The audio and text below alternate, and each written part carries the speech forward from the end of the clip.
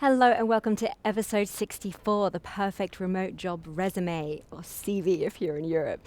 This is a really cool and actually quite quick episode because, well, it's very simple, and also because it's your first chance to get super creative and really show your personality and tech skills, as well as your professional skills, experience, and qualifications. Now, if you're listening to this episode and at any point think, oh my gosh, how do I do this? How do I apply it to me? Don't worry. You can also work with me one-on-one. It's one of my favorite things to do, working with you one-on-one for 30 minutes during my remote career consults. Just head over to stephanieholland.co/career consult for more information and to book. And also, this week in the study pack, I share a real version of my CV template with you so that you can see exactly how I position myself when applying for a remote role, because I do this too. So before we talk about format and layout, which I'll mention at the end, what actually do you need to include in your resume or CV? Okay, this first one might be a little controversial and fill you with fear. Your profile photo or a picture of you. Now, yeah, a photo speaks 1,000 words. You know that. It's not a cliche. It's actually true. And as scary as it sounds, I do recommend putting a photo of yourself on your resume because it instantly shows confidence and personality and helps you stand out from the crowd. There's something that clicks and lights up in someone's brain when they can put a face to a name. Now, as Rob Asker says in his Forbes article, I've put a link in the show notes, we now live in a visual multimedia age. So, in theory, your CV and resume should be visual and multimedia as well. But don't overthink it. Give yourself 5 minutes to decide if you're going to go there, and then do it or don't do it. Keep this a drama-free decision. If it gives you chills, or if you're worried about discrimination, don't do it. Done. Decision done. Put it to the side. I think there's something, though, so bold and unapologetic about showing up visually loud and proud. That's my personal opinion. And I think that if there's any chance of being in a company where there are people who discriminate or where a culture discriminates, I kind of want to know at the get-go. So if they're going to discriminate against me at any time, it may as well be at the CV stage. Okay? That's my personal opinion. The second thing is your name. Obviously, first name and last name. Keep it really simple. Keep nicknames out of it. Basically, put your passport name on there, okay? Just keep it really simple. Third thing is your summary. Now, include a 3 to 5 sentence overview of yourself and your career. Now, you can use this as a chance to share your values, your career path, and the vision of your career future, the kinds of companies and industries you've worked for, and the kinds of clients and customers you'd like to work for in the future. It really gives a snapshot of who you are, what you do, and why, which is really important. Next thing is your contact information. Now, of course, include your email address, your phone number with country code, your time zone, which is really important for interviews, and your website or portfolio address, web address if you have one. You don't need to include your home address. Now, up until this point, all of these details can stay the same on a fixed template if you're using one.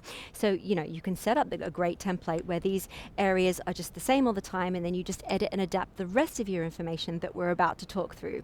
So the first area that you can adapt and edit each time you create an application is your job title. Now, this will depend on what you're applying for. Sometimes I use a generic job title or role like media strategist and communications planner. Other times I might write product marketing strategist or community strategist or comms strategist. It really depends on the role I'm applying for. All are true, okay? You don't need to make this up on this section here. I have a lot of experience, and different companies have different labels for the same thing. So you might need to edit this area just to prove your demonstrate your relevance. And to make sure it's aligned with the role that you're applying for. Next up is to bullet point your core skills. Now, I really find it useful to bullet point 5 to 7 core capabilities that create an at-a-glance impression in seconds, and really useful since the digital age has turned us all into skim readers. Having those bullet points there helps the person reading your CV go boom, boom, boom, yep, she or he is right for the role. Now, I include my core competencies like marketing strategy, media strategy, communications planning, as well as specific skills relevant to the role that I'm applying for. So, for example, maybe digital transformation strategy or remote culture strategy if it's a remote company, because I'm always keen to help a company become more remote first in terms of their culture and ideology. Now, this is about which 5 to 7 skills are the most relevant for the role and just make them bullet points. Then you want to include your 3 to 5 most relevant work experiences. Now, I have almost 2 decades of work experience in media and marketing alone, not including university internships and two roles in investment banking. Before that, it feels like previous life. Including everything would be a bit of a train wreck. So now, instead of my previous 2 to 3 page UK CV, I actually pick the 3 most relevant experiences that align with the skills and experience they're looking for. And then I write a line underneath that section that says full work experience available on LinkedIn, and then I hyperlink the word LinkedIn to my LinkedIn profile. Now, we're going to talk about your LinkedIn profile in more detail in an episode coming up. But generally, I include role, title, dates, summary of accomplishments, and whether it was a remote role. If you have no remote experience, don't worry. You can position yourself as an ideal remote candidate in the cover letter, which I'll talk about in the next episode, and also through this CV if you get really creative with it, okay? Now, focusing on the 3 to 5 most relevant experience, to be honest, I only ever include 3, as I've just mentioned, but it really keeps my CV looking sharp and neat. And most importantly, the hiring team doesn't have to sift through a ton of detail looking for relevance. It makes it really easy for them. So you've already put it on a platter for them when you do this. But do what feels good to you. If you feel like this is too much of a radical departure from your usual approach, take baby steps. Just reduce just reduce it by 2 or 3, but you don't need 7 work experience up there.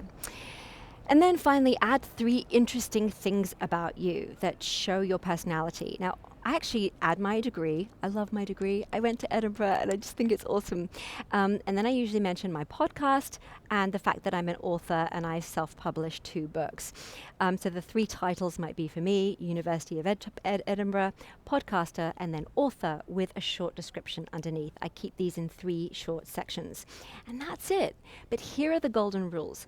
Use a clean 1-page template. You can head over to Canva and choose one of their resume templates. They're really, really good, and they give you a sense of how much space you have to work with and really help you become more articulate and concise with your work experience. It just makes it so easy, and yeah, you can see how much space you have to work with. It's brilliant. 2, edit and adapt your CV for each role. Make sure your resume is 100% relevant to each role that you're applying for. Better to do 1 quality application a day than a scattergun approach, okay? 3 is to download it and send it as a PDF, and then you don't have to worry about Apple and Microsoft users figuring out how to open the thing. Everyone can open and read a PDF. If they can't, oh my gosh, there's just no hope for them. And 4 is optional. Upload it to your website and create a pretty link. So mine is stephanieholland.co/CV so that people can find it easily. And again, this shows a little bit of tech prowess. So all of these steps show a little bit of thought and creativity. Imagine the hiring manager's surprise to get a colorful, well laid out 1-page CV overview with a photo. That definitely slices through the boredom of plowing through 10, 20, 50, even 100 CVs.